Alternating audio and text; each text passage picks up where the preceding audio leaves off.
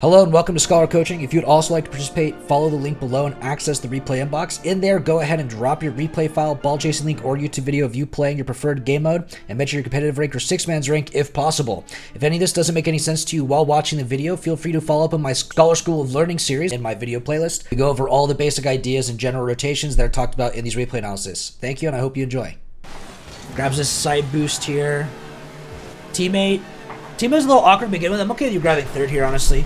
If you had a better position, it'd be really nice for you to push into mid here a little bit in case your teammate got the dunk or something. But overall, I'm okay with this. I'd like to see you turn your ball cam off as like a practice thing for future when you get up in ranks and so on, or the same way here. Just a quick ball cam off to see your teammate turning away and going back towards net. And then if you really trust him, you can go into midfield here. But honestly, considering he already pushed up and he's awkward, I wouldn't trust him either in this situation. So I'd go back post to begin anyway. But just that quick check can really make a huge difference. Because what if they were really comfortable and you were willing to trust them and so on, right? And then as you're pushing through his third, wait for this guy to fail. They're not really ready to shoot this yet, or even if they did shoot it in the jump time, you don't really have to meet it until the crossbar in a lot of these cases at diamond rank. And it's almost better for you to wait for your teammate to fail and then clean it up right after the fact as it's lower, so you get more control in the touch and you follow up with more possession. And that could be something that could be really effective for you here. Now, if you do jump up for this, and jumping for this right now is not really a bad idea. In higher ranks, if you don't trust your teammates, you just want to get the save. This is where you have to do it like Champ 2, Champ 3, GC1 range and so on. Because if they whiff the ball, then the opponent's going to come in really hot. They're going to have a really good shot on this. But at this moment, jumping for this isn't really a terrible thing. It's fine to practice, but you should just practice as well, jumping through your teammate and getting a really good aerial line on this one and watching your aerial to start. Let's go slow this down.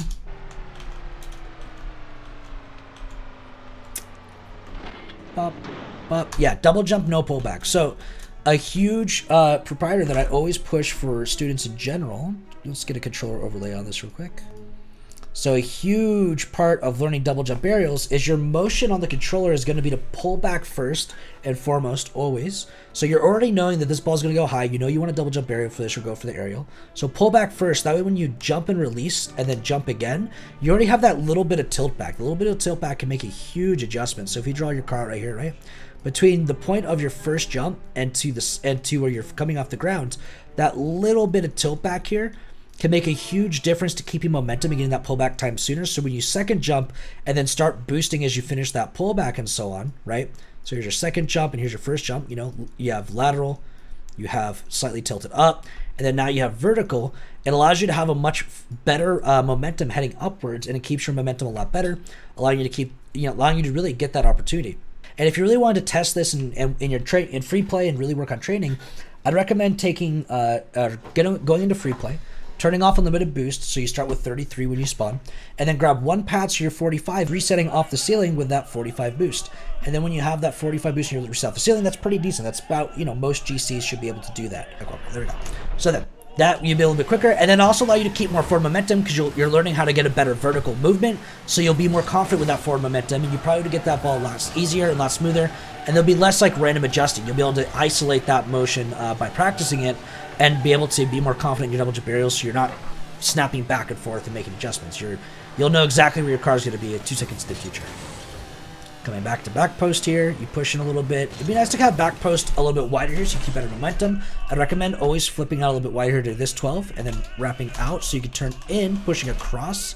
And it's really important not to go inside the net with these, because if this guy starts to dribble down the backboard here and brings it over to kind of doomsy it or back down pass to a teammate, you want to be able to jump up and 50 that. You don't want to be stuck in the net so you have to chase it out and get shot over in case they shoot it here, right?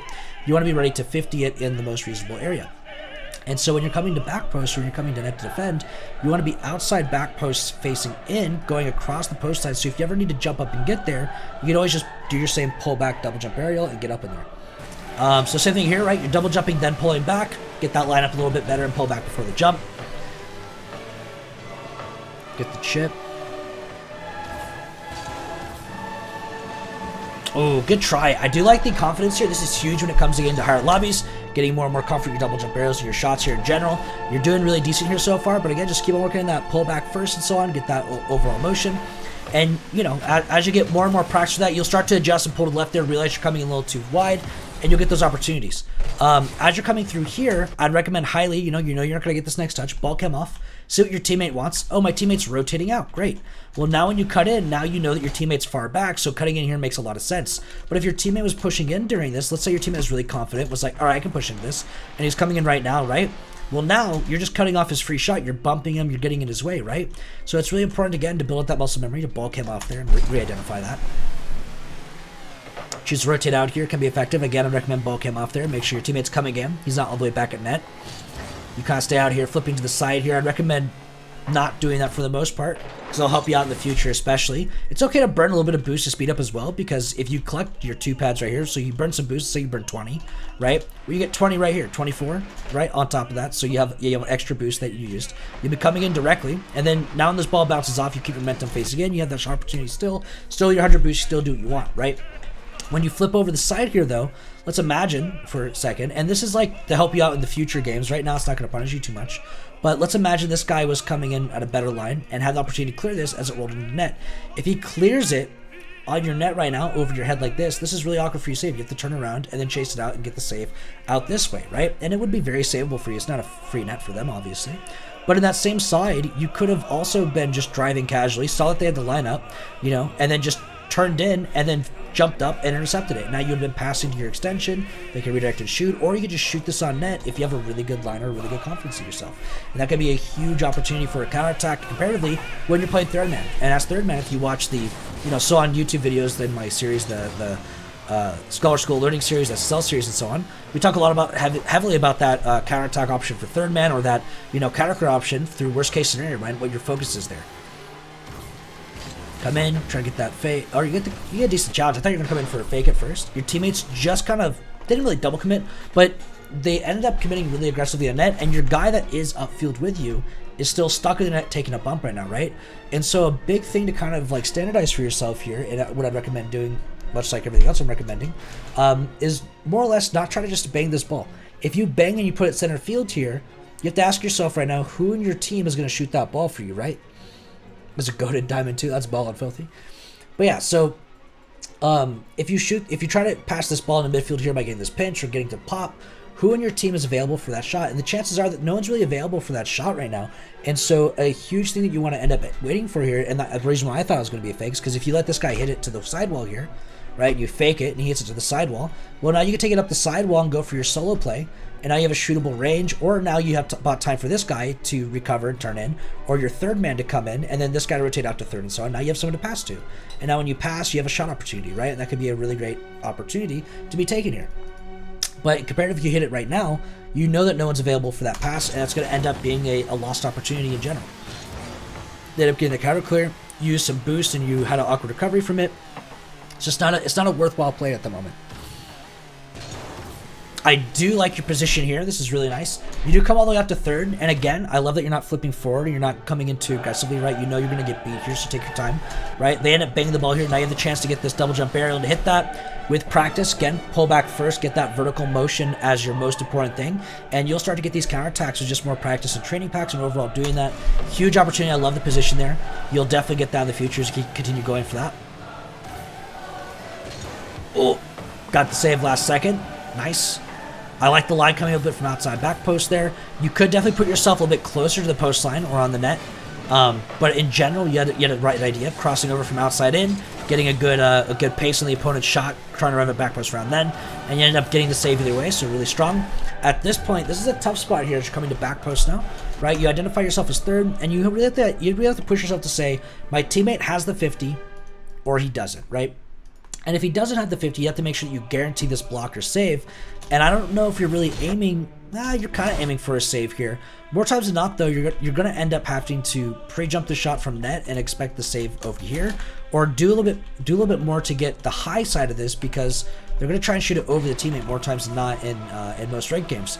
On the other side of that, if you just trust your teammate to force this, you could slow down, let this get banged over, turn out now, and chase it out. Now you could be getting a clear down left side of the field here. Here's your teammate Bros. If you bang out to him, you could get a redirect on that and chase it down. Or the same way you bang it over Veiling Mink, and this guy rotates out, you'll still be able to chase that up and do your solo play after the fact. Maybe bounce off the corner, then follow up and go out. I like the reposition here.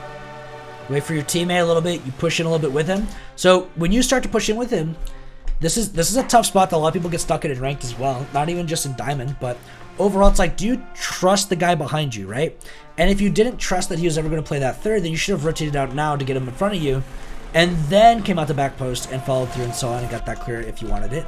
But in the same way here, you're already playing second man, right? You should hope your teammate either gets a dunk on this or gets a breakthrough, or be available here just facing neutral into this play with him. So when this bounces, you can come in, you can bang it, and now you can be clearing this ball down this way over pro here, or basically baiting and veiling to overcommand. You could be getting a full clear to their side of the field and getting a great counterattack right now. And so committing that second man can be really, really beneficial. And you just gotta trust your third man a little bit to say that he's behind you, right? Because you saw him rotating behind you, and you could hear him behind you a little bit, right? So you may as well just trust him.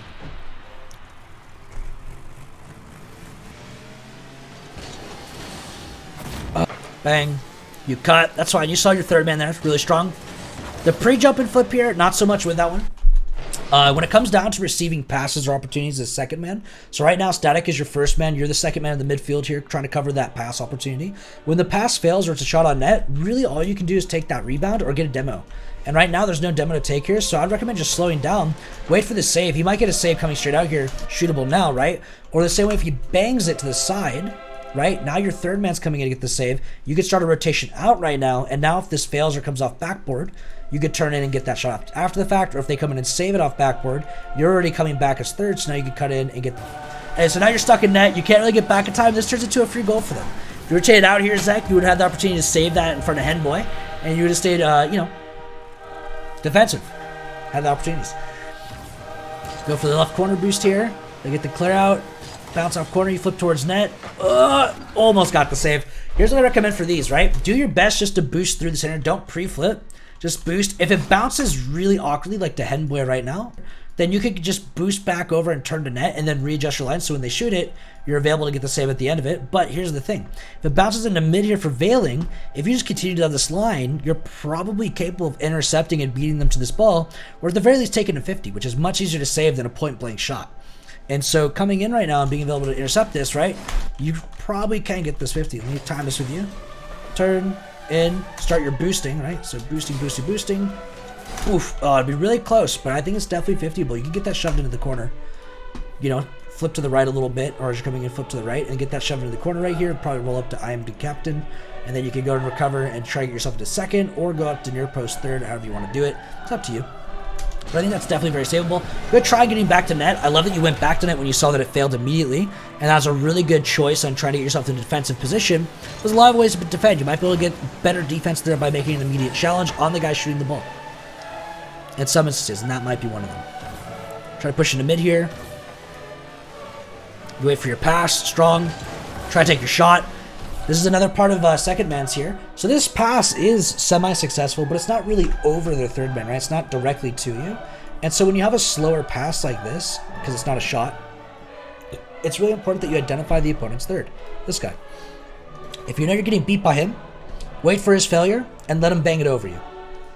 So as you're coming in, and what that means more or less, is as you're driving in here, you collect your pads, pop. If he whiffs this ball right now, now you're just focusing on beating Henboy and shooting this on the right side of the net. But if he hits it, if you just let him hit it over you, bang, right? Now you turn out, you can back pass to captain, or you can be rotating out while captain hits it. Now we have a third man already available to turn in and straight in. And then if this ball bounces off backboard like it does, you come in now and shoot this. This could be your goal opportunity, right? It's just that quicker rotation, that quicker ability to come out and then back in. The sooner you're out, the sooner you can come in, right? That's a really big thing to keep in mind when you're going back to third.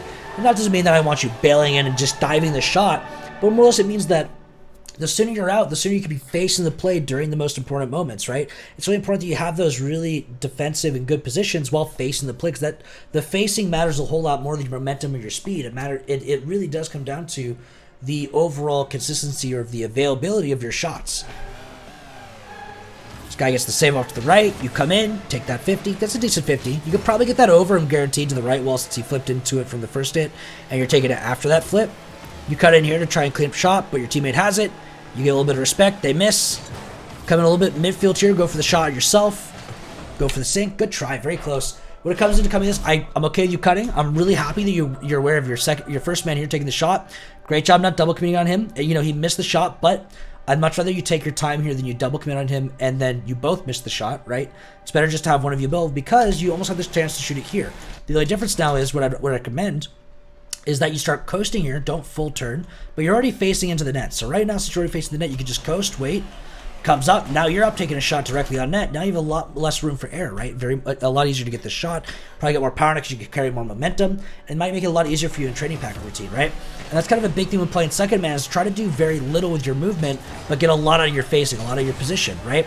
You don't want to be trying to go, like, it's good to have a little bit of momentum, it's good to be with your teammate, but you don't need to be coming in, you know, super hot all the time. It's good to slow down sometimes, be more available. Ooh, close to the shot opportunity there. When it comes into third here, I do like how you went out the back post again. Wide in, you're confident, you see the failure, you step in, you get the touch up fields, very strong. What you can do to make this a little bit smoother now is to make sure you just carry momentum facing from behind or from net first, then boost through, engage up, and then just hit this into the corner with your follow through. You end up hitting it a little bit to the right and hitting it a little late, so it ends up pushing forward anyway. But with your line here, you're more likely to hit it off the wall and down here, which allows Veiling Mink or Headboy to come in to shoot that on your net while you're recovering into the sidewall. Really importantly, try to hit it behind them or into their defensive places in their midfield in front of their net, so they panic a little bit more. They become more awkward, and you get those clears behind the opponents. It becomes much more effective at this rank, especially. They get this freeze. You wait, bang, shot, nothing. That's right. You're coming out now. Good cut here. Which I was talking about earlier, right? That defense was much easier to do and very effective because you took, instead of going all the way back and waiting for the shot, you took initiative, seeing that you could beat them. You took this 50 or this challenge opportunity, right? Now what you have to do is make sure you hit this in a way that allows you to follow it up. And one way that could allow you to do this more times than not is instead of flipping into it, you just single jump, right?